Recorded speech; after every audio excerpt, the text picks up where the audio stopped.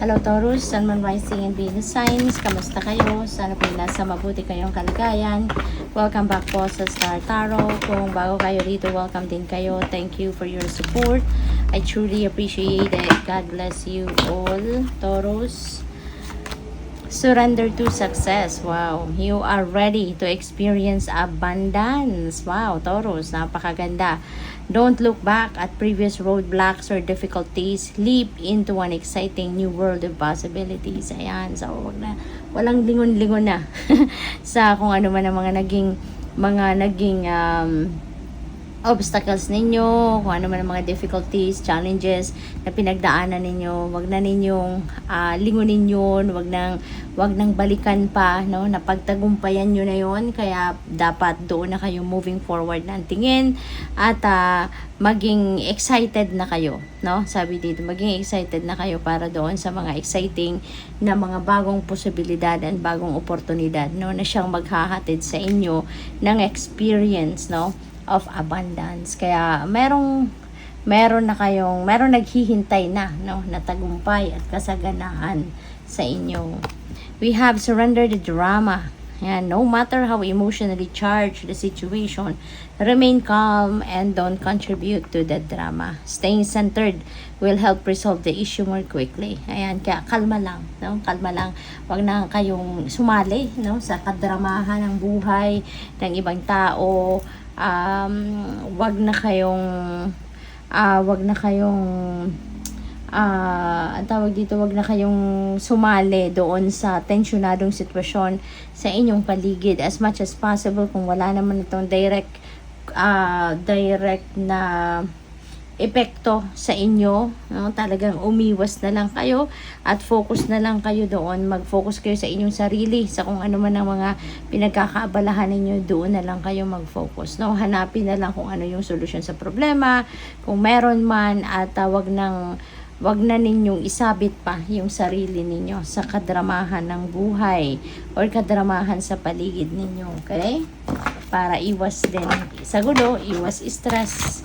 So, tingnan natin kung ano pa mga mensahe para sa iyo.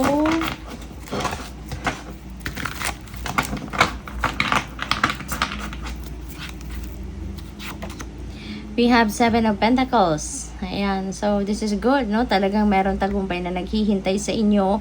Kasi ito si 7 of Pentacles, ano na to naghihintay na lang kayo dito, no? You're just waiting for the right timing, no? For the divine timing para mag-harvest kayo ng inyong pinagtrabahuan, yung bunga ng inyong pagsisikap, no? Ito na lang ang hinihintay ninyo.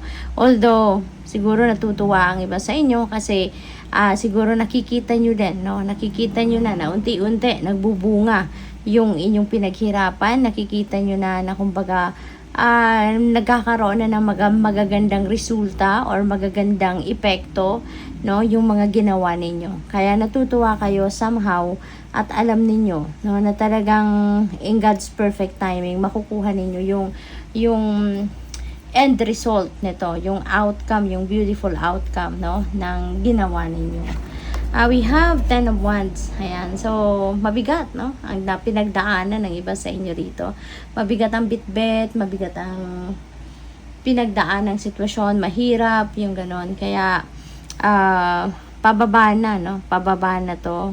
Malapit na siyang dumikit sa ground. Kaya, ibig sabihin nito na you're about to let go or release anything, no, na mabigat na para sa inyo. So, siguro sa ngayon, ang iba sa inyo, you are feeling the pressure, you are feeling the stress, no? Maaring hindi lang physical stress ang nararamdaman ng iba sa inyo dito, kundi baka emotional and mental stress din, no? Na yun ang nararamdaman ninyo sa hirap na tiniis ninyo sa kung ano man ang bagay na ito, no? Ngayon, for sure, nagtiyaga kayo, naghirap, nagtiis. Pero ngayon, parang tapos na, pagod na kayo. Maaring wala na kayong nakukuhang support from other people or wala talaga nag-i-initiate na tulungan kayo. Kaya kayo na ngayon yung magsasabi. Maaring sasabihin nyo na dito yung totoo ninyong sitwasyon. Maaring magsasabi na kayo ng totoong nangyayari. sa buhay ninyo sa ngayon. Kaya eto na, gagawin nyo na to, bababa nyo na to, hihingi na kayo ng tulong, or maaari, natatalikuran nyo na to ng tuluyan, no? Kung wala kayong makuhang support from other people, you may, break away from this situation, kung ano man ito. What else? We have 5 of Cups. Ayan, siguro, yun din ay kinalulungkot ninyo, na maaring somehow parang napofrustrate kayo, or nasasad kayo na nakikita naman nila na nahihirapan ka siguro, nakikita naman siguro nila, napapansin naman siguro nila, mga tao sa paligid mo, yung tiyaga, yung sipag, no, na ginagawa ninyo, but maybe wala talagang nag-i-initiate ng tulong. Wala sigurong alam mo yun, yung parang walang taong nag-o-offer man lang sa'yo ng tulungan ka, suportahan ka, no? Kaya maaring yun din ang ikinakalungkot ninyo, no? Maaring nadidismaya kayo sa sitwasyon ninyo, kaya pwedeng ito na yung parang last resort nyo na, 'di ba? Na it's either nga maghihingi kayo ng tulong, or baka iiwanan nyo ng tuluyan, kung ano man ang sitwasyon na yan. What else? We have the Hermit. Ayan, so maybe you are dealing with a Virgo energy, ito si Hermit, or pwede rin na may Virgo placements kayo sa inyong chart, that is also possible. Or this is sa inyo, this is a reminder para sa inyo, no, na sa mga ganitong sitwasyon na parang nahihirapan, nabibigatan ang inyong loob, ang inyong katawan, baka kailangan nyo muna na magpahinga. Okay?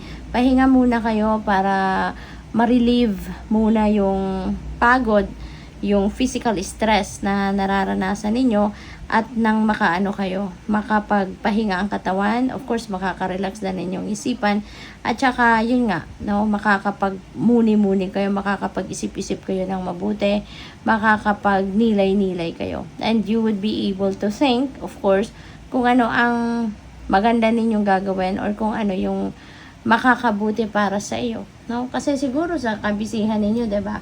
Wala kayong pagkakataon na makapag-isipan kung ano na yung best na gagawin ninyo, 'di ba? Kaya ngayon, ibigay niyo na 'yan sa sarili ninyo. Ibalaton niyo na 'yan na makapagpahinga kayo ng kahit saglit lang, no? Kahit saglit lang. Learn to meditate, kasi yung meditation, kahit quick meditation lang 'yan, 2 minutes or 5 minutes meditation, yan, ang laking tulong yan sa sarili natin, lalo na sa pag-iisip natin, sa nararamdaman natin, kasi talagang nakaka-relax siya. Kaya give it a try, no? Kasi kahit saglit lang magagawa ninyo yon, no? At ang saglit na yon, ang laki ng magandang epekto nun sa atin. Kaya subukan ninyo, kung gusto niyo lang naman, no? Strength na yan. So, both, no? Both inner strength and physical strength dito ang kailangan ninyo. Kasi pagod na kayo. Physically drained na siguro kayo. Overwhelmed na talaga, no? Kaya kailangan ninyong ibalik yan, no? You need to regain your physical strength dito para makapag-continue kayo, no, sa inyong trabaho, sa inyong mga obligasyon, responsibilidad. Kaya you need to rest, no? You need to rest. At saka inner strength, no? Para malagpasan ninyo, no, kung ano man ang mga pagsubok na to sa buhay ninyo, ano man ang klaseng hirap or difficulty na maaaring pinagdadaanan ninyo sa ngayon. You need to activate your courage and inner strength para malagpasan mo to, para makayanan mo ito. Okay? So, what else? We have 6 of Wands. Ayan, eventually, no, pagtatagumpayan mo din kung ano man ang hirap na pinagdadaanan ninyo sa ngayon. Rest assured that you are going to succeed. This is victory energy, no? Mapagtatagumpayan mo yan. Kailangan mo lang talaga ngayon ng kapital, no? Tulad ng lakas ng loob, tibay ng dibdib. Yun ang pinaka-importante ngayon na kailangan mong magkaroon, no? Kaya gisingin mo lahat yan, innate sa atin ang strength at ang courage, kaya gisingin mo lang yan sa sarili mo, okay? At mapagtatagumpayan mo, malalagpasan mo kung ano man ang pagsubok. Remember, no, na yung inner strength can move mountains, just like prayers can move mountains as well. So yun, mapagtatagumpayan mo mga hirap, mga pagsubok na yan, at maaari din, no, na ngayon yung mga pinagsikapan mo. Ito, no, yung hirap, yung tiyaga, yung diligence na binuhos mo dyan sa kung ano mang proyekto na yan, venture na yan, or trabaho, or task, whatever, you know, malapit mo nang makuha, no, with the Six of Wands energy. Malapit mo nang mapagtagumpayan, malapit mo nang ma-manifest, no, ang bunga ng inyong pagsisikap. Kaya congrats and good luck. Thank you for watching. Love and light. Namaste.